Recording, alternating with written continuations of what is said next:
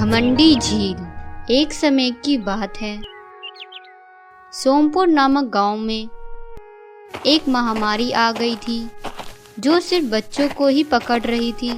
और अभी तक गांव के 4 बच्चे मर चुके थे और बाकी बचे हुए बच्चे इस महामारी से जूझ रहे थे। अपने बच्चों की यह हालत देखकर गांव के सभी लोग बहुत ज़्यादा रोते हैं। मेरा प्यारा बेटा इस बीमारी से जूझ रहा है, पता नहीं यह बीमारी कब खत्म होगी।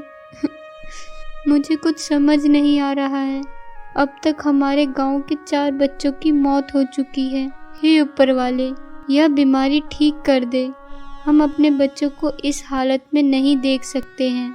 यह बीमारी तू हमें दे दे, लेकिन हमारे बच्चे को छोड़ दे। सुरेखा बहन मत रो, सबके बच्चों की हालत ऐसी ही है। मैं जानती हूँ किसी बच्चे को खोने का दर्द मैंने भी अपने बच्चे को खोया है। पता नहीं हमने ऐसा कौन सा पाप कर दिया जिस पापों की सज़ा हमारे बच्चों को मिल रही है। सब कोई ऐसे ही रो रहे थे, एक दिलासा दे रहे थे। तभी उनके गांव के ऊपर से एक जादूगरनी जा रही होती है। तभी वह देखती है कि सारे गांव वाले रो रहे हैं। जादूगरनी से उनकी यह हालत देखी नहीं जा रही थी। फिर वह जमीन पर आकर उन लोगों से उनके रोने का कारण पूछती है और उस जादूगरनी का नाम नताशा जादूगरनी था। क्या हुआ? आप सब लोग रो क्यों रहे हो? मैं एक जादूगरनी हूँ, मैं आपकी कुछ मदद कर सकती हूँ। बताइए क्या बात है? जादूगरनी जी, हम क्या बताएं, इस गांव में ऐसी बीमारी आई है जो सिर्फ बच्चों को ही अपने चपेट में ले रही है। 4 बच्चों ने तो अपनी जान ही गंवा दी है और बाकी बच्चे इस महामारी से जूझ रहे हैं। क्या आप हमारी कुछ मदद कर सकती हैं? अगर आप हमारी मदद करेंगी तो हम आपकी ज़िंदगी भर आभारी रहेंगे। हाँ, ऐसा कर सकती हूँ। क्या तुम्हारे गांव के आसपास कोई झील है? हाँ जादूगरनी जी, लेकिन वह झील बहुत साल पहले सूख गया था। अगर आपके भी कुछ काम आ सकता है तो हम आपको उसके पास लेकर जा सकते हैं। फिर गांव के सभी लोग मिलकर वहां जाकर जादूगरनी उस झील को देखती है और बोलती है, अब यह सूखा झील तुम्हारी मदद करेगा, क्योंकि इसे मैं जादुई झील बना दूंगी। हे मेरी जादुई छड़ी, मैंने हर बार तेरा इस्तेमाल लोगों की मदद करने के लिए किया है। इस बार तुझे इस झील को जादुई झील बनाना है। जादूगरनी के इतना कहते ही वह सूखा झील एक जादुई झील में बदल जाता है और उसमें पानी आने लगता है। गांव के लोग यह अद्भुत नज़ारा देखकर बहुत खुश होते हैं। गांव के सभी बच्चे एक एक करके उस झरने में नहाते हैं और उस महामारी से ठीक हो जाते हैं। फिर सारे गांव वाले जादूगरनी को धन्यवाद कहते हैं और खुशी खुशी वहां से चली जाती है। उनके जाने के बाद जादुई झील उनसे कहता है, जादूगरनी जी, आपका बहुत बहुत धन्यवाद। मैं बहुत सालों से सूखा था, आपकी वजह से मुझे वापस जीवन मिला और मैं अब लोगों की बहुत मदद करूंगा। उन्हें जिन भी चीज़ की ज़रूरत होगी मैं वह सब दूंगा और उन्हें मुसीबत से बचाऊंगा। हाँ मेरे जादुई झील, मैंने तुम्हें इसलिए यह शक्तियाँ दी है। अब मैं वापस जादुई नगर जा रही हूँ। ऐसा कहकर जादूगरनी नताशा वहाँ से वापस अपने जादुई नगर लौट जाती है और वह जादुई झील लोगों की खूब मदद करता है। अगर किसी को पैसे की ज़रूरत होती तो उसे पैसे देता, किसी को खाने की ज़रूरत होती तो उसे खाना देता, और कोई बीमार हो जाता तो उसको अपने झील में नहला देता। ऐसे ही दूसरे गांव वालों को भी जादुई झील के बारे में पता चलता है और वह अपनी परेशानी लेकर उस जादुई झील के पास आते हैं। पड़ोस के गांव में एक लड़की जिसका नाम सोनिया था, उसके चेहरे पर बहुत दाने थे और वह बहुत ज़्यादा काली थी। वह अपनी परेशानी लेकर उस जादुई झील से बोलती है। जादुई झील, मैंने तुम्हारे बारे में बहुत सुना है। क्या तुम मेरी एक सहायता करोगे? तुम मेरे कालेपन को दूर कर दो। हाँ, क्यों नहीं, मैं इसलिए तो इधर हूँ। तुम मेरे पानी में एक डुबकी लगा लो और तुम बहुत ज़्यादा सुंदर हो जाओगी। जादुई झील की यह बातें सुनकर सोनिया बहुत खुश हो जाती है। फिर जैसे ही सोनिया उस जादुई झील में डुबकी लगाती है और बाहर आती है तो वह बहुत खुश हो जाती है। अपने आप को इतना सुंदर देखकर वह बहुत खुश हो जाती है और वहाँ से चली जाती है। यह सब साइड में खड़ी डायन देख रही थी। अरे, मैंने तो सही सुना था। यह तो जादुई झील है, लेकिन यह बस अच्छे लोगों की मदद करता है। यह बुरे कामों में मेरी मदद नहीं करेगा, क्योंकि यह जादुई अच्छा झील है। क्या करूं, क्या करूं? अगर यह झील मेरी बातों में आ जाए तो मैं बहुत ज़्यादा सुंदर हो जाऊंगी। इसकी वजह से मैं परियों को भी हरा सकती हूँ, लेकिन मुझे इससे पहले इसको अपने वश में करना होगा। और मुझे समझ आ गया है कि मुझे क्या करना है।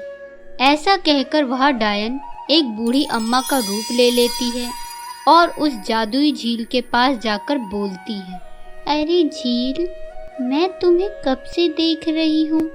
जब से तुम्हें जादूगरनी ने शक्तियाँ दी है, तब से तेरी जिंदगी का कोई मकसद नहीं है।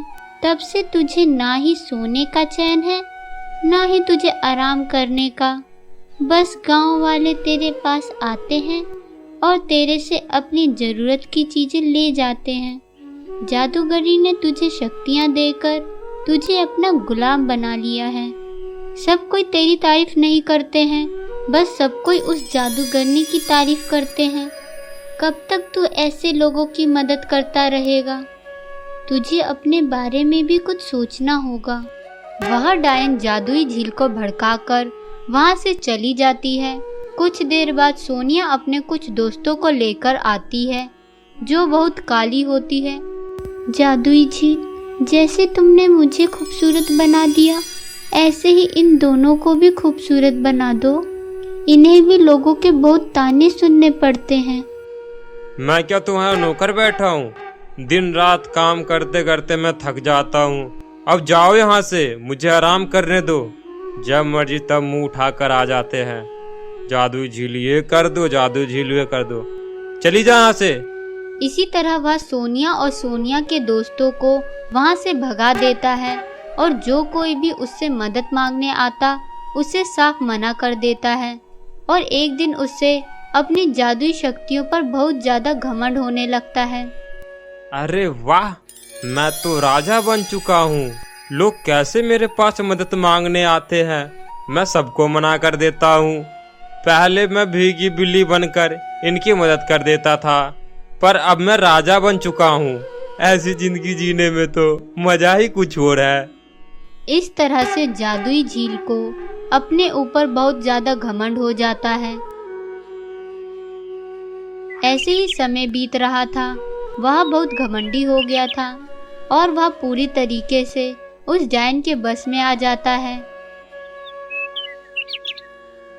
फिर एक दिन वह डायन फिर से बुढ़िया का रूप लेकर उस जादुई झील के पास जाती है। मैं तुम्हें और भी ज़्यादा शक्तिशाली कर सकती हूँ। तुम और भी अच्छी ज़िंदगी जी सकते हो, अगर तुम मेरी बात मानोगे तो। हाँ हाँ, बताओ बताओ, मैं आपकी हर बात मानने के लिए तैयार हूँ। आपके वजह से ही मैं आज इतनी अच्छी जिंदगी जी रहा हूँ। ठीक है, तो मैं कल 5 लड़कियों को लेकर आऊँगी। तुझे उन्हें बुढ़िया बनाना होगा। फिर वह जादुई झील उस डायन की बातों में आ जाता है और वह डायन अपना असली रूप लेकर गांव के अंदर तबाही मचाने लगती है। गांव वाले डायन से बहुत डर जाते हैं। तभी वह डायन बोलती है, मैं जैसे कहती हूँ तुम्हें वैसा करना होगा। मुझे बच्चे खाने का बहुत शौक है। तुम रोज एक बच्चा खाने को दोगे, अगर नहीं दोगे तो तुम मेरे आतंक से नहीं बचोगे। अभी मैं 5 बच्चों को ले जा रही हूँ, कल से बच्चे तैयार रखना। डायन की यह धमकी से गांव वाले डर जाते हैं और वह गांव की 5 लड़कियों को लेकर वहां से चली जाती है। फिर कुछ गांव के लोग उस जादुई झील के पास जाते हैं और कहते हैं, जादुई झील, तुमने कहा था तुम हमारी हर वक्त मदद करोगे, पर तुम अपनी जादुई शक्तियों पर इतना घमंड क्यों कर रहे हो? यह तुम्हारे पास नहीं थे, यह तुम्हें जादूगरनी ने दी थी। कृपया करके हमारी मदद करो। हमारे गांव में एक डायन आई है जो बहुत ही कहर मचा रही है। वह रोज हमसे एक बच्ची मांगती है। गांव की पता नहीं 5 लड़कियों को कहाँ लेकर गई है। कृपया करे अपनी जादुई शक्ति से उस डायन को रोके, नहीं तो अनर्थ हो जाएगा। चले जाओ यहाँ से, मैं तुम्हारी कोई मदद नहीं करूँगा और तुमने मुझे ज्यादा परेशान किया तो मैं तुम्हें नहीं छोड़ूंगा। अभी बताता हूँ मैं तुम्हें मैं क्या क्या कर सकता हूँ। फिर वह जादुई झील उन पर एक आग का गोला फेंकता है। गांव वाले अपनी जान बचाकर वहां से भाग जाते हैं, लेकिन वह आग गांव में लग जाती है, जिससे गांव वाले बहुत ही ज़्यादा घबरा जाते हैं। और वहीं दूसरी तरफ वह डायन 5 लड़कियों को लेकर जादुई झील के पास जाती है और जैसा कि उस डायन ने कहा था, उन 5 लड़कियों को बूढ़ी बना देता है। वे सब लड़कियां अपने आप को बूढ़ी के रूप में देखकर तभी वह डायन बहुत ज़्यादा खुश होती है। हा हा हा हा, अब मैंने पूरे गांव को अपनी मुट्ठी में कर लिया है और वह जादुई झील भी मेरे बस में है। बस एक बार इस जादुई झील में डुबकी लगाने की ज़रूरत है, फिर मेरे से ज़्यादा कोई खूबसूरत नहीं होगा और इस जादुई झील की शक्तियाँ भी मेरे अंदर आ जाएंगी। मैं अपनी शक्तियों से जिसे चाहे कैसे भी चाहूँ खा सकती हूँ। अभी 5 बूढ़ी लड़कियाँ भी कुछ ही देर में खत्म हो जाएंगी। हा हा हा हा। इतना कहकर वह डायन बहुत ज़्यादा खुश हो रही थी। तभी वहाँ जादूगरनी किसी काम से पृथ्वी पर आ रही थी और वह गांव का नज़ारा देखकर आश्चर्यचकित हो जाती है और अपनी शक्तियों से गांव की आग को बुझाती है। फिर नताशा जादूगरनी गांव वालों से पूछती है कि क्या हुआ। फिर सारे गांव वाले नताशा जादूगरनी को सारी बात बताते हैं। मेरे पीछे इतना सब हो गया और मुझे पता भी नहीं, और उस जादुई झील को मैंने इसलिए शक्तियाँ दी थी जिससे वह गांव वालों की मदद कर सके, लेकिन उसे तो अपने आप पर ही घमंड हो गया। मुझे उसका घमंड तोड़ना होगा। फिर जादूगरनी नताशा उस जादुई झील के पास जाती है। जैसे ही डायन उसमें डुबकी लगाने वाली होती है, वैसे ही वहाँ पर नताशा जादूगरनी पहुँच जाती है और उस डायन को बांध देती है और जादुई झील से कहती है, मैंने तुम्हें शक्तियाँ दी थी कि तुम लोगों की मदद कर सको, लेकिन तुम घमंडी हो चुके हो और उस डायन के बस में आ गए हो। तुम्हें इसकी सज़ा ज़रूर मिलेगी। फिर जादूगरनी नताशा उस जादुई झील को वापस से सूखा बना देती है और वह 5 लड़कियां अपने असली रूप में आ जाती है और ऐसे ही उस घमंडी झील और उस डायन से गांव वालों को छुटकारा मिल जाता है और गांव के लोग खुशी खुशी रहने लग जाते हैं। तो दोस्तों, कैसी लगी आपको हमारी ये कहानी? हमें कमेंट करके ज़रूर बताएं और इसी तरीके की मज़ेदार कहानी सुनने के लिए हमारे चैनल को सब्सक्राइब करें और बेल आइकन दबा दें। तो दोस्तों, मिलते हैं हम किसी और दूसरी कहानी के साथ। तब तक के लिए धन्यवाद। बाय बाय दोस्तों।